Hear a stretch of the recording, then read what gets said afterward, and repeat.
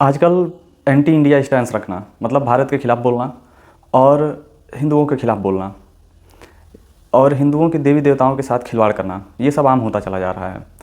अभी भारत में अगर कोई माइनॉरिटी के साथ कोई घटना घटे तो चिल्लाना शुरू कर देते हैं, पूरी दुनिया चिल्लाने लगती है, मानवाधिकार आयोग भी बीच में आ जाता है। पर अगर यही घटना पाकिस्तान और बांग्लादेश में रह रहे हिंदुओं के साथ होती है, वहाँ हिंदू तो माइनॉरिटी कैटेगरी में आते हैं, अब वहाँ मानवाधिकार आयोग नहीं दिखता। मानवाधिकार की बात ही छोड़िए, वहाँ की सरकार जैसे लगता है कि कोई है ही नहीं, वहाँ ऐसे लगता है कि मोनार्की चल रही है, जहाँ बहुसंख्यक भीड़ कम संख्या वाली भीड़ को खा जाएगी। टीपू चंद्र दास एक हिंदू बांग्लादेश के माइनॉरिटी कैटेगरी में, जिन्होंने एक स्टेटमेंट दिया कि सभी धर्म बराबर है, और ये स्टेटमेंट इस्लामिक कट्टरपंथियों को इस्लाम के खिलाफ लगा और भीड़ इकट्ठा होकर उन्होंने मार पीट कर नंगा करके बीच चौराहे पर अल्लाह अकबर का नारा लगाया और जला दिया। अब ये सारी घटनाएं बाकी किसी भी देश में जहां हिंदू माइनॉरिटी हैं आम होती चली जा रही हैं, और इसमें बड़े दुख की बात है कि भारत सरकार भी बहुत कड़ा रुख अपनाती नहीं है।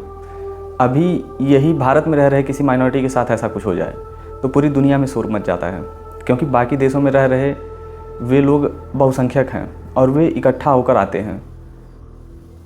ये भीड़ यहीं नहीं रुकी, आगे बढ़े और द डेली स्टार और प्रथमालो जैसे न्यूज़ चैनल और काफ़ी अखबार हेडक्वार्टर्स को इन्होंने राख में तब्दील कर दिया। इस भीड़ का कहना था कि ये सभी भारत के पक्ष में अपना विचार रखते हैं। ये भीड़ अगर वहाँ रुकती तो ठीक था, इन्होंने भारतीय दूतावास जो कि ढाका में है वहाँ पर भी अटैक कर दिया और 4 लोगों को घायल कर दिया।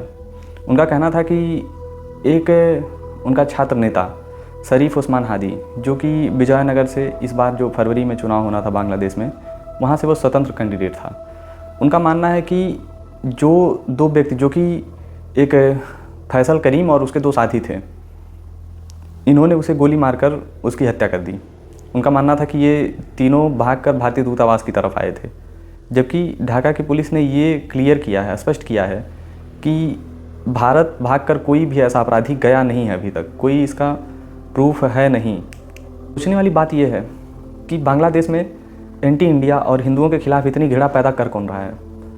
पैदा वहाँ के नेता कर रहे हैं, क्योंकि उन्हें पता है कि अगर वो भारत के खिलाफ बोलेंगे, चूँकि वहाँ एक डेमोक्रेटिक सरकार है नहीं, वहाँ 1 साल से मोहम्मद यूनुस, जो कि एक तरफ से समझिए कि कब्जा किए हुए हैं प्रधानमंत्री के पद को, वैसे तो वे सलाहकार खुद को बताते हैं पर पूरा कंट्रोल वही कर रहे हैं, और सच बताऊं तो वे एक देश कैसे चलाया जाता है जानते भी नहीं हैं।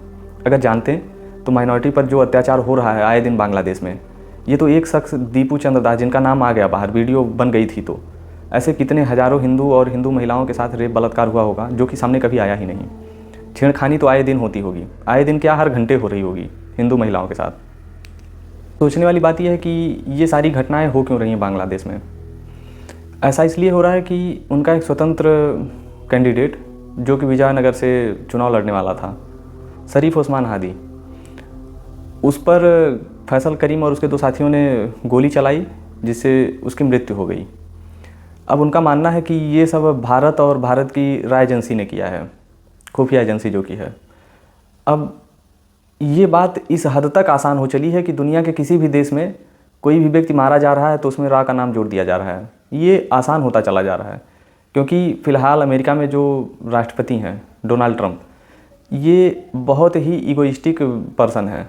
इन्हें बिल्कुल सरकार चलाने का अनुभव है नहीं, और इनका भारत से अभी तनातनी चल रहा है। ये सोच रहे थे कि दुनिया की तरह भारत भी झुक जाएगा इनके सामने, इनके टैरिफ से। इन्होंने कहा था कि बस 2 महीने टैरिफ लगने के बाद भारत मेरे कदमों में होगा, और अगस्त में टैरिफ लगा था, आज फ़िलहाल दिसंबर चल रहा है जो कि ख़त्म होने को है, और भारत का अपना कड़ा रुख एकदम स्पष्ट है। भारत उसी मंसूबे के साथ आगे बढ़ रहा है। अब इसीलिए ट्रंप दुनिया के हर कोने में जहां भारत को हर्ट कर सकते हैं भरसक प्रयास कर रहे हैं।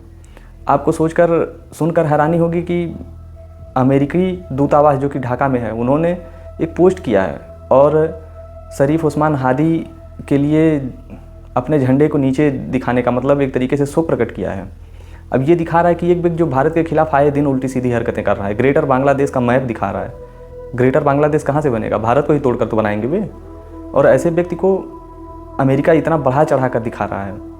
ये सारी चीज़ें ही दिखा रही हैं कि ट्रंप चाह रहे हैं भारत किसी भी हद तक भारत के खिलाफ जाकर भारत को झुकाएं, पर ऐसा हो नहीं पाएगा। इन सभी मुद्दों पर अगर एक व्यक्ति को दोष दिया जा सकता है तो वो बांग्लादेश के सलाहकार जो कि प्रधानमंत्री पद कब्जा करके बैठे हुए हैं, मोहम्मद यूनुस हैं। उन्होंने इतनी बड़ी घटना के बाद बस एक छोटी सी ट्वीट की है, वो भी भारत सरकार के दबाव में आकर, कि हम जिन्होंने भी ये विभत्स घटना की है हम उन्हें छोड़ेंगे नहीं। पर सच्चाई यही है कि बांग्लादेश सरकार कोई एक्शन नहीं लेने वाली है इन पर। अगर लेती तो माइनॉरिटी के खिलाफ आए दिन बांग्लादेश में ऐसी घटनाएं नहीं होती। बांग्लादेश की पूर्व प्रधानमंत्री शेख हसीना, जो कि भारत में आकर छिपी हुई हैं, छिपी क्या भारत में रह रही हैं, पूरी दुनिया जानती है वो भारत में ही हैं, वे खुशहाली से बांग्लादेश को चला रही थी। एक तरीके से समझिए कि कट्टरपंथियों के सामने दीवार की तरह थी वो, और यही चीज़ बांग्लादेशियों को शोभा नहीं दे रहा था।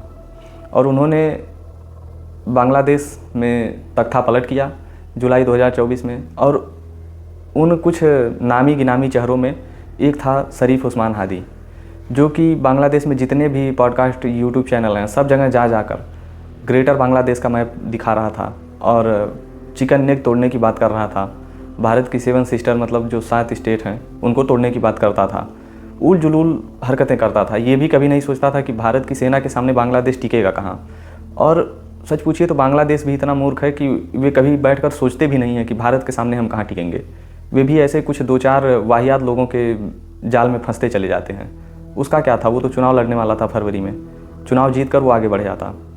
अब इसमें एक और पक्ष है, कहीं ऐसा तो नहीं ये यूनुस ने ही ये अटैक करवाया हो शरीफ पर, सिर्फ इसलिए कि वे चाहते ही नहीं कि चुनाव हो अभी बांग्लादेश में, और फरवरी में बांग्लादेश दबाव में करवा रहा था चुनाव। अब इस घटना के बाद यूनुस को एक मौका मिल जाएगा, वे कहेंगे कि अभी माहौल ठीक नहीं है बांग्लादेश में और चुनाव अनिश्चित काल के लिए हम टाल देते हैं। वही मोहम्मद यूनुस हैं जो कि बांग्लादेश में आए दिन जब शेख हसीना प्रधानमंत्री थी तो डेमोक्रेसी की दुहाई देते घूमता था, और आज बांग्लादेश में ये हाल है कि भीड़ कब बांग्लादेश के किसी भी चौराहे पर इकट्ठा होकर आगजनी, तोड़फोड़, प्राइवेट प्रॉपर्टी का ध्वस्तीकरण सब शुरू कर दे।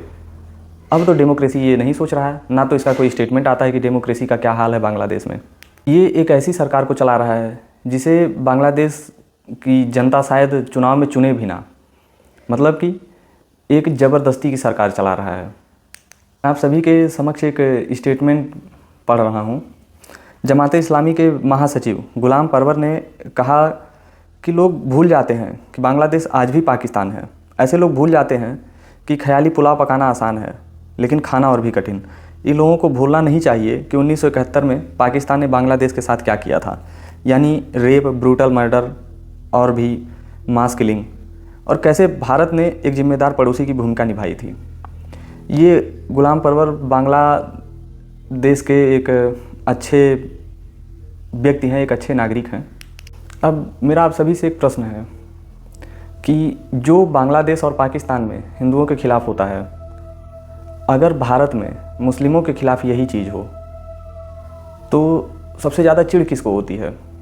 और फिलहाल ऐसा मैं कभी चाहता नहीं हूँ, सपोर्ट नहीं करता हूँ कि ऐसा कोई माइनॉरिटी के खिलाफ दंगा हो या उन्हें परेशान किया जाए, पर दुख तब लगता है जब हिपोक्रेसी दिखाई देती है।